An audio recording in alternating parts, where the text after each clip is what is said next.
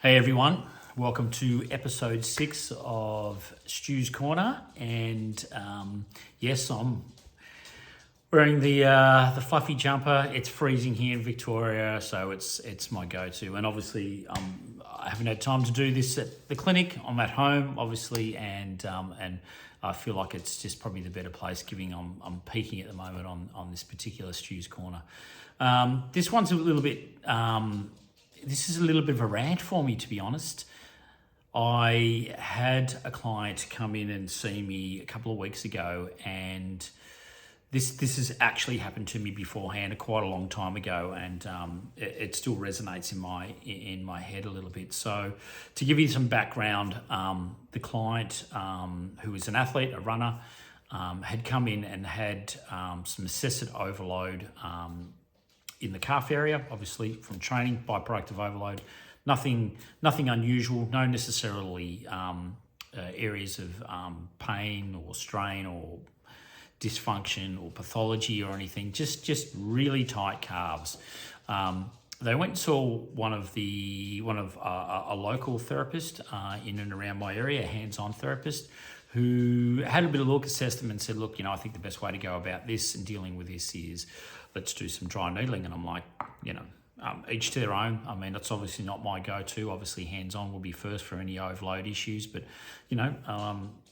it's everyone's different, kettle of fish in terms of what modalities they want to use, and by all means. So this particular therapist, and unfortunately for me, unfortunately for the client, was that they've like, oh, yep, okay, let's go for it. And so they decided to try and needle this client. So so the client explains to me, obviously he came back and seen me at post obviously seeing this client, obviously quite distressed. And part of the reason was the fact it was the needling procedure. It was, there was no real palpation done, which is an absolute no for me, being a trigger point dry needling lecturer. I'm just like, well, needling is everything, and obviously your anatomy is the other thing. So the second part was the fact that they had deduced that there was tightness right through the whole mid part of the gastrocnemius. And so what they had decided to do was needle straight through the middle of the gastros, which is an absolute no. And obviously must have used quite a large, long needle, and obviously got a huge response from them. And as my client explained to me, Stuart, it actually felt like they hit, obviously, it was a nerve for all intents and purposes. Pain ran straight to my foot. It was excessive. It was next level. I felt like my foot was going to explode. The therapist at that stage said, no, this is just a trigger point. That's what it is. That's a trigger point. And then decided to agitate and feather the needle, or peck it, whatever you want to call it. And once again, I'm not a massive fan of that. I'm a very conservative needler. I find trigger points, I find the local twitch response, and I leave it and I let the needle do what it does. And that's the way that I go about it. So I am conservative on that level. This particular therapist thought, no, and we need to feather this and make sure that we hit and try and dull out that twitch response, which I do understand when they do that.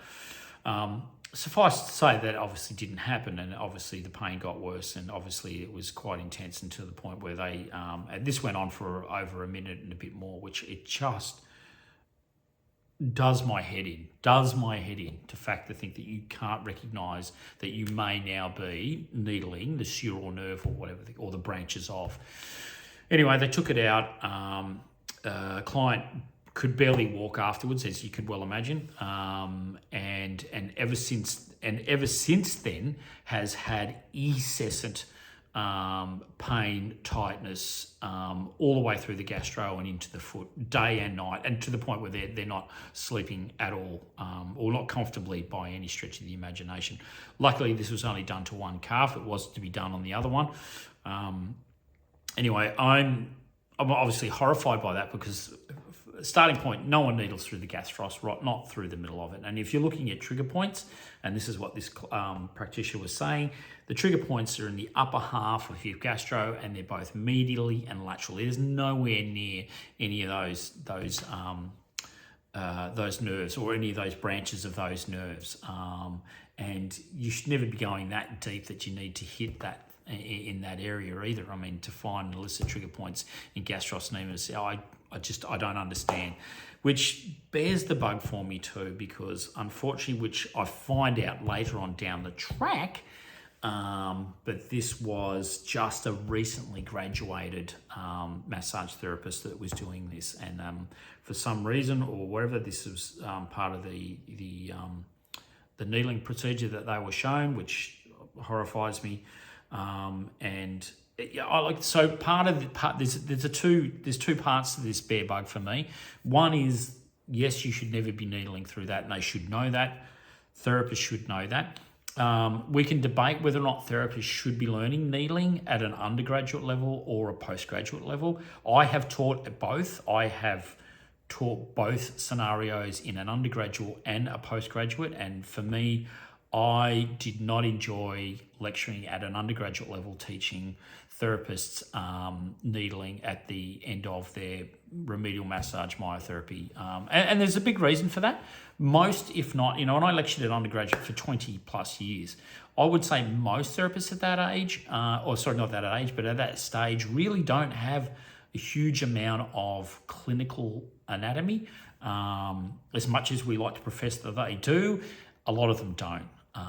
And the other thing is too, teaching them that situation without them actually having that clinical anatomy and their bodywork skills to work out where the tissues are, where the trigger points are.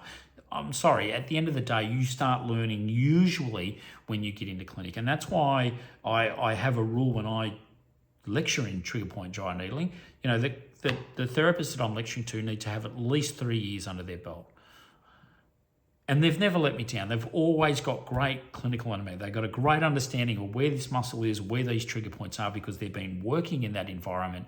And they understand that, whereas the undergraduate doesn't. And I'm not poo-pooing the industry or the curriculum or whatever. I'm just giving my personal opinion in terms of what I've seen, and I've experienced both. And I can honestly say that the best environment for therapists to learn dry needling skills will be in a postgraduate setting when they've actually completed a couple of years, at least 3 years of permanent part-time, full-time situation working hands-on.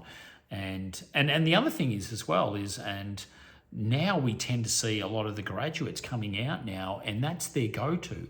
They learn hands-on skills, then at the end they learn their needling, and then at the end of the day they forget their hands-on skills and they just become needlers.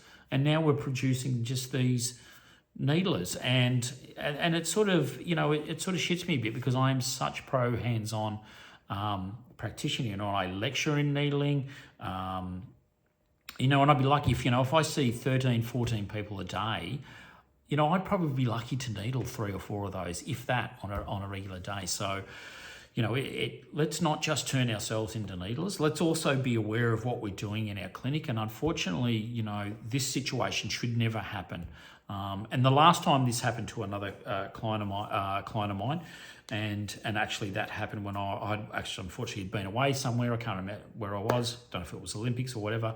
They also had seen another practitioner who did a similar situation and needled away at that serial nerve, and their symptoms lasted for up to a month. And I don't know what's going to happen with this client, but it's not ideal, and obviously I'm trying to get some feedback to that therapist about the potentials of you need to make sure that where you're needling, what you're doing, because the byproduct of this is not going to be great.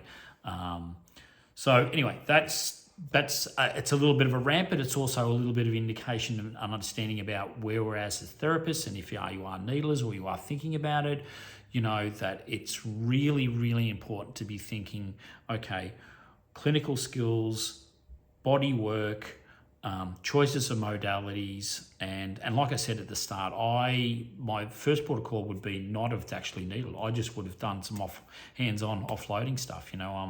My needling wouldn't have been my first choice for sure. Anyway, punters, hope you're doing well. Hope you're bearing the winner as I am, and depending on where you are. And just remember, let's just be awesome at what we do. Okay.